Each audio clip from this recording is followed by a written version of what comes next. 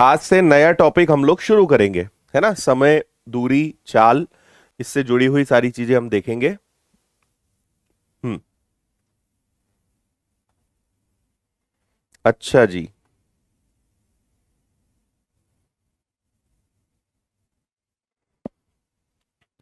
हाँ, चलिए बढ़िया मोनिका जी, बहुत अच्छी बात है। बढ़िया अमंत जी, एसएससी जीडी में सिलेक्शन, बढ़िया।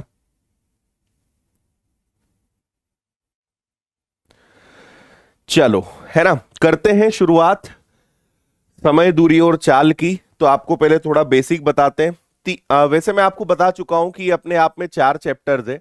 जैसे हम पहले समय और दूरी पढ़ेंगे, टाइम एंड डिस्टेंस पढ़ेंगे, ठीक है। इसके बाद एक होता है जो मैंने आपको बताया था, खेल वाला, ठीक है। खेल वाला एक क्वेश्चन होता है, या फिर उसको हम क्या बोल सकते हैं, रेसेस एंड गेम्स, है ना। रेसेस एंड गेम्स, बहुत छोटा सा चैप्टर है ये वाला, है ना। लेकिन कई लोग क्या है, इसके दो चार सवाल करा देते हैं, तो मैं थोड़े दो चार से ज्यादा मतलब 10-12 क्वेश्चंस हम करेंगे। बहुत बड़ा चैप्टर नहीं है ये, इसी के साथ ही रहेगा, समय दूरी के साथ रहेगा, है ना। इसके बाद फिर मेन चैप्टर हमारा ट्रेन आएगा, और ट्रेन के बाद फिर हमारा बोट एंड स्ट्रीम आएगा, नाव, धारा और ट्रेन। तो ये चार चीजें आप इस चैप्टर में, इस फैमिली में आप सीखने वाले हो, है ना। और इन सब में सबसे इंपॉर्टेंट है आपका समय दूरी, क्योंकि इसी के कंसेप्ट सब में लगेंगे। बेसिक पूरा इसी का सब में काम आएगा, फिर भी सबके अपने अलग अलग खेल हैं, अपने अलग अलग नियम है। देखिए, एक चीज जो हम बचपन से पढ़ते आ रहे हैं, और वो क्या है कि चाल बराबर दूरी बटे समय। ये आप हमेशा पढ़ते आए हो, है ना। अगर यही चीज समय का बनाना है, तो समय का फॉर्मूला क्या बन जाएगा, समय बराबर दूरी बटे चाल। समय बराबर दूरी बटे चाल। और अगर दूरी का फॉर्मूला बनाना है, तो दूरी का फॉर्मूला क्या बन जाएगा, चाल गुणा समय। एकदम बेसिक सी बात है ना। इसी चीज को अगर हम इंग्लिश में कहेंगे, तो कैसे कहेंगे, इंग्लिश में यही चीज हो जाएगी, speed is equal to distance upon time, time is equal to distance upon speed, और distance is equal to speed into time.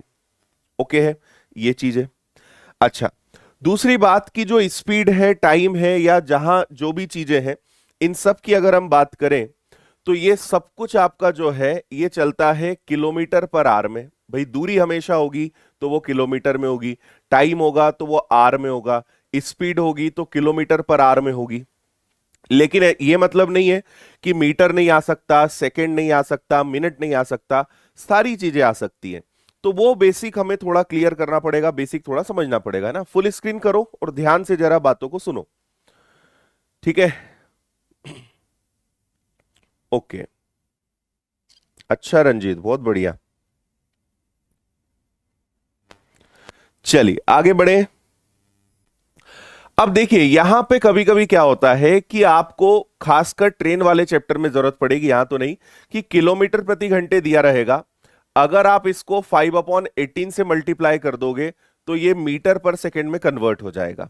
इसी हिसाब से अगर देखें तो मीटर पर सेकंड है, इसको अगर आप 18/5 उल्टा कर दोगे, तो ये वापस किस में कन्वर्ट हो जाएगा, किलोमीटर पर आर में कन्वर्ट हो जाएगा। अब सवाल उठता है कि ये कहां से आया, है ना। तो बहुत सिंपल है, देखो, आपके पास आपके पास किलोमीटर प्रति घंटे में है स्पीड, है ना, ये किलोमीटर पर आर है। अब किलोमीटर को आपको कन्वर्ट करना है मीटर में, और आर को कन्वर्ट करना है सेकंड में। तो 1 किलोमीटर और 1 घंटे, ऐसे ही होता है ना। भाई मैंने कहा कि 1 किलोमीटर प्रति घंटे की चाल से मैं पैदल चल रहा हूं, इसका क्या मतलब हुआ, इसका मतलब यह हुआ कि मैं अगर जैसे ऐसे ही चलते रहूंगा, तो 1 घंटे में मैं 1 किलोमीटर चलूंगा, है ना। अगर प्लेन की स्पीड, एरोप्लेन की स्पीड हम बात करें, तो भैया आपसे मान लो कहा कि प्लेन 600 किलोमीटर की स्पीड से चल रहा है, 600 किलोमीटर पर आवर, मतलब 1 घंटे में कितना डिस्टेंस वो कवर कर रहा है, 600 किलोमीटर वो कवर कर रहा है ना। तो अगर 1 किलोमीटर 1 घंटा है, उसको 1 मीटर और सेकंड में कन्वर्ट करना है, तो 1 किलोमीटर में 1000 तो आपके मीटर हो जाएंगे, और 1 घंटे में 60 मिनट, और हर मिनट में 60 सेकंड, तो 3600 सेकंड हो जाएंगे, है ना। दो जीरो से दो जीरो कैंसिल होंगे, तो ऊपर बचेगा 10, नीचे बचेगा 36। इसको और हम कैंसिल करेंगे, तो 2 से 5 बार, 2 से 18 बार। तो इस प्रकार आपको क्या मिला, 5/18 मिला, 5/18 मिला। इतनी बात ठीक है? यहां तक सब समझ गए? चलो, तो यहां पे ये दो पॉइंट्स आप याद रखेंगे कि किलोमीटर पर आवर को आप हमेशा 5/18 से मल्टीप्लाई करोगे तो मीटर पर सेकेंड, और अगर मीटर पर सेकेंड आपको कभी दिया हुआ है तो उसको आप करोगे तो वो क्या बन जाएगा, 18/5 से मल्टीप्लाई करोगे तो किलोमीटर पर आवर बन जाएगा। उसके पीछे का जो लॉजिक है वो बड़ा ही सिंपल सा है। एक तो ये चीज ध्यान रखनी है। दूसरी, इस चैप्टर में आपको दो चीजें नया कुछ मिलने वाला है। एक, आपको यहां पे औसत चाल, जिसको हम बोलते हैं एवरेज स्पीड, ठीक है, औसत चाल या एवरेज स्पीड जो होती है, ये थोड़ा सा आपको कुछ नया मिलेगा, यहां पे अलग चीज है, मैं आगे समझाऊंगा।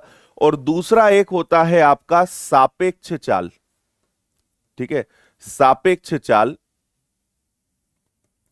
या जिसको हम बोलते हैं रिलेटिव स्पीड। सापेक्ष चाल या रिलेटिव स्पीड, दो बातें होती है, ये आप इस चैप्टर में सीखोगे, है ना, आगे मैं आपको बताऊंगा।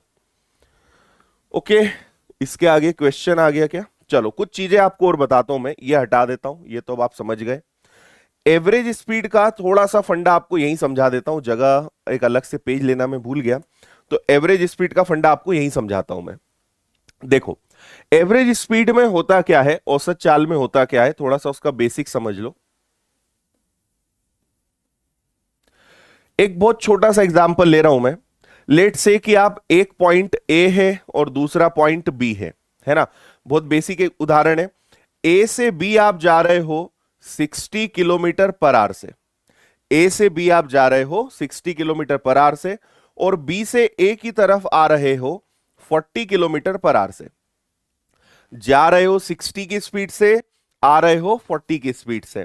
तो आपसे पूछा जाएगा कि आपकी टोटल एवरेज स्पीड क्या रही, औसत चाल क्या रही। तो हम क्या सोचते हैं, कई बच्चे क्या गलती करते हैं कि औसत तो हम बचपन से सर निकालना हमें आता है, दोनों को प्लस कर दो और हाफ कर दो, 60 + 40 100, और 100 का हाफ कितना हो जाएगा, 50, जो कि बिल्कुल गलत होगा। यहां पे आपको कभी भी इस तरीके से नहीं करना है, यह ध्यान रखना, ठीक है। तो करना क्या है, इसके दो तरीके हो सकते हैं। एक तो यहां पे होता है फॉर्मूला, जिसको हम कहते हैं 2xy अपॉन में x + y, ठीक है। इससे आप एवरेज स्पीड निकाल सकते हो, नहीं तो एक और तरीका मैं बता रहा हूं। तो ये होता है 2 × 60 × 40 डिवाइडेड बाय 60 + 40। तो ये आ जाएगा 24 का 4800, टोटल ऊपर आ जाएगा 4800, नीचे आ जाएगा आपका 100, 100 से कैंसिल होगा, तो आपकी एक्चुअल में जो एवरेज स्पीड है वो क्या होगी, 48 किलोमीटर पर आवर, 48 किलोमीटर प्रति घंटे, ये एक्चुअल एवरेज स्पीड आपकी मानी जाएगी। अब आपके मन में ये डाउट आएगा कि सर ठीक है, आपने ये तरीका तो बता दिया कि इससे करना है, लेकिन उसमें गलत क्या था, 60 + 40 करके हाफ करना भी तो एवरेज ही होता है, उसमें गलत क्या है। तो मैं आपको इसका थोड़ा लॉजिक बताता हूं कि ऐसा हम क्यों कैलकुलेट करते हैं। देखो, एक्चुअल में क्या है, स्पीड जो होती है, आपकी जो स्पीड होती है, चाल होती है, ये दो चीजों पे डिपेंड करती है ना, कि आप कितनी दूरी तय कर रहे हो और कितना समय आपको लग रहा है। तो इसका एक और फॉर्मूला होता है, अगर आपको कभी भी निकालना है औसत चाल, तो उसका एक्चुअल में फॉर्मूला होता है कुल दूरी बटे कुल समय। आप इससे भी निकाल सकते हो, है ना। औसत चाल का एक फॉर्मूला तो मैंने आपको ये बताया, एक फॉर्मूला क्या हो जाएगा, कुल दूरी बटे कुल समय। अब कुल दूरी क्या हो जाएगी, कुल दूरी मतलब मैं आपको ये बता रहा हूं एक और तरीके से प्रूव करके कि ये कैसे कैलकुलेट करता है। तो देखो, आपको जाना कितना है नहीं पता, आना कितना है नहीं पता, लेकिन दोनों में एक चीज कॉमन है कि दोनों की डिस्टेंस इक्वल है, दूरी बराबर है। इतनी बात समझ में आ रही है, डिस्टेंस हमारे पास इक्वल है। तो कोई भी डिस्टेंस आप एज्यूम कर लो, 60 और 40 को देखते हुए कोई भी डिस्टेंस आप एज्यूम कर लो। सो लेट्स से कि हम 120 किलोमीटर ले लेते हैं। आपको 120 किलोमीटर ही जाना है और 120 किलोमीटर ही आना है ना। आप जब जाओगे तो आपकी स्पीड 60 रहेगी, और जब आप आओगे तो आपकी स्पीड 40 रहेगी। जाते समय 60, आते समय 40। तो जाते टाइम आपको कितने घंटे लगेंगे, 2। आते टाइम आपको कितने घंटे लगेंगे, 3। अब आखिरी बात सुनना, आप 120 गए और 120 आए, ये हो गया आपका टोटल डिस्टेंस। अब टोटल टाइम कितना है, 2 + 3 5। तो ये आएगा आपका कि आपने देखो अल्टीमेटली आपने 240 किलोमीटर 5 आवर्स में कवर किए। आपने 120 जाना 120 आना 240 किलोमीटर, और इन 240 किलोमीटर को कवर करने में आपको कितना टाइम लगा, 5 आवर्स लगे। तो अब आप जब इसको 5 से डिवाइड करोगे तो आपका आंसर सेम आएगा, 48 किलोमीटर पर आवर। तो एक्चुअल में ये लॉजिक होता है, इस सब का ये एक शॉर्टकट है, लेकिन रियल लॉजिक ये है, इस तरीके से कैलकुलेशन यहां पे होता है। आ रही है क्या बात समझ में? क्लियर है सभी को?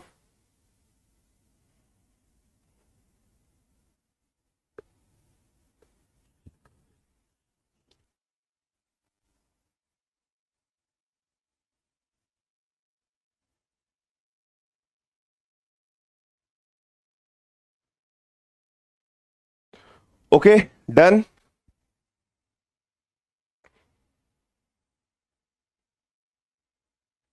चलो, तो ये तो एक तरीका हो गया, आप इससे करो, ये ज्यादा बेटर है, इसमें आपका ज्यादा टाइम लगेगा, लेकिन मैंने आपको लॉजिक बता दिया, है ना।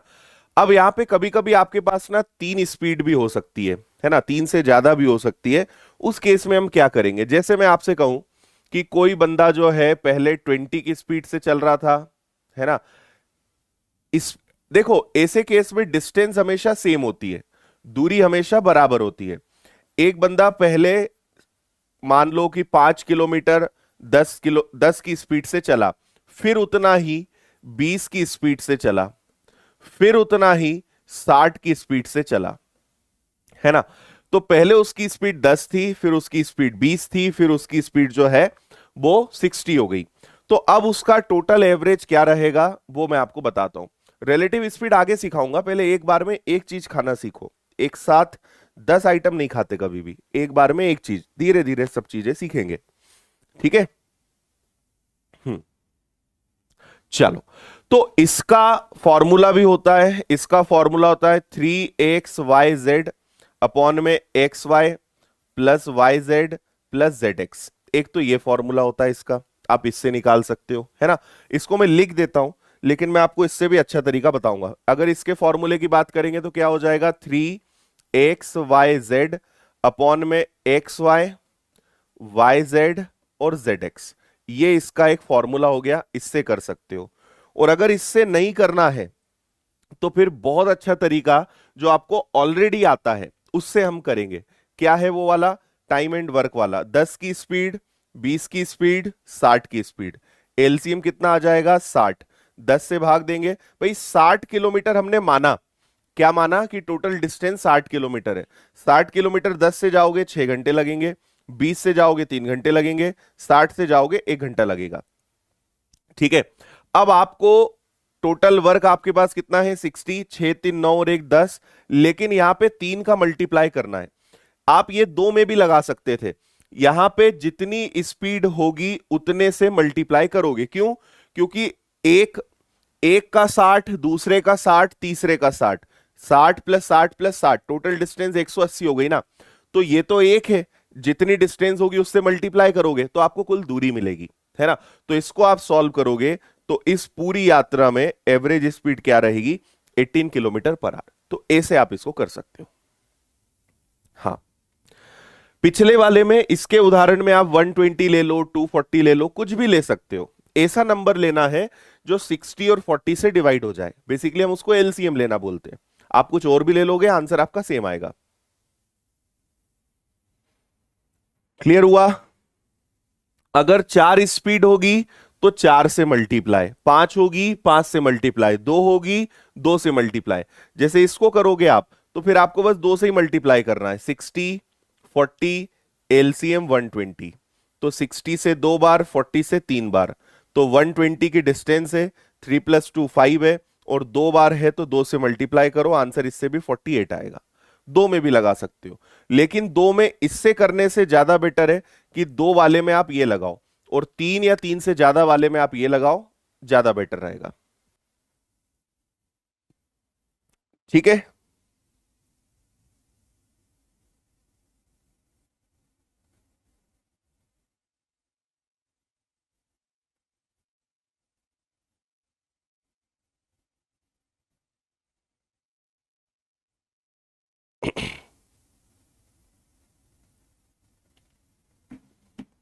समझ गए? चलो देखो, 3 का मल्टीप्लाई, क्योंकि 3 स्पीड है, आप बात समझो। आप 60 किलोमीटर इससे गए, 60 किलोमीटर इससे गए, 60 किलोमीटर इससे गए, मतलब 60 किलोमीटर कितनी बार गए? 3 बार। इसलिए 3 का मल्टीप्लाई कर रहे हो। कुल दूरी बटे कुल समय वाला फंडा ही है ना? चले, इसी का एक और टाइप होता है, इसको और देख लो, पढ़ो इस क्वेश्चन को। देखिए, जैसे ये वाला है, यहां पे आपको सबकी डिस्टेंस यानी दूरी दी हुई है, सबकी अपनी अपनी स्पीड दी हुई है, तो आप यहां पे क्या लगाओगे? यहां पे मैं आपको बता ही चुका हूं कि औसत चाल, या जिसे कहा जाए एवरेज स्पीड का एक, एक्चुअली इसका बेसिक क्या है? कुल दूरी बटे कुल समय। कुल दूरी बटे कुल समय। जब कुछ ना लगे तो आप ये भी लगा दोगे तो भी चल जाएगा, है ना? Total distance upon total time, basic इसका यही है, total distance upon total time. ये आप सब में लगा सकते हो। अब यहां पे सबकी डिस्टेंस अलग अलग है। देखो, पहले वो इंसान 200 किलोमीटर गया, फिर इसके बाद 300 किलोमीटर गया, फिर उसके बाद 500 किलोमीटर गया, ये हो गया। टोटल टाइम कितना है? तो देखो, 200 किलोमीटर गया, फिर 300 किलोमीटर गया, फिर 500 किलोमीटर गया, ठीक है। पहले गया 10 की स्पीड से, फिर गया 15 की स्पीड से, फिर गया 50 की स्पीड से। ये मैं क्यों कर रहा हूं? क्योंकि हमें टाइम नहीं पता, टाइम सबका निकालना पड़ेगा कि किसमें कितना कितना समय लगा, है ना? तो यहां पे आप अगर देखोगे तो 20 आवर्स लगे, यहां पर देखोगे तो फिर से 20 आवर्स लगे, और यहां पे देखोगे तो 10 आवर्स लगे। तो 20 + 20 + 10 कुल समय कितना लगा है? 50 घंटे।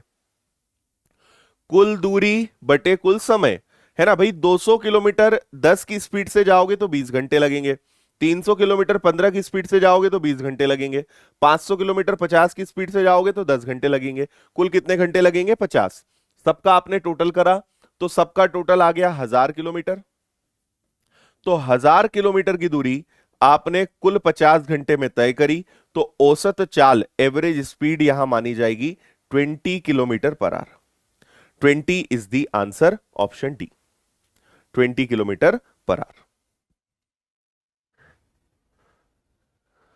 अब शायद आप समझ पा रहे होंगे कि करना क्या होता है इन सवालों में।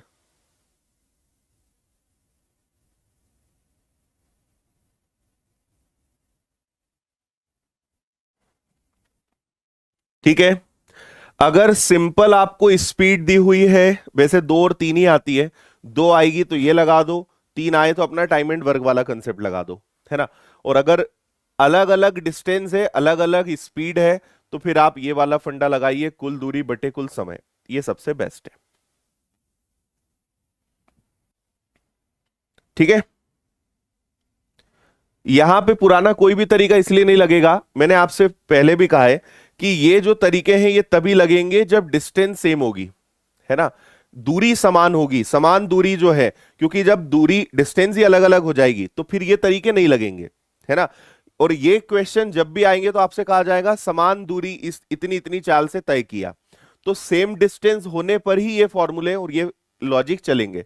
और अगर डिस्टेंस भी अलग अलग है तो फिर आप बस एकमात्र इकलौता फॉर्मूला लगाओगे, कुल दूरी बटे कुल समय, total distance upon total time.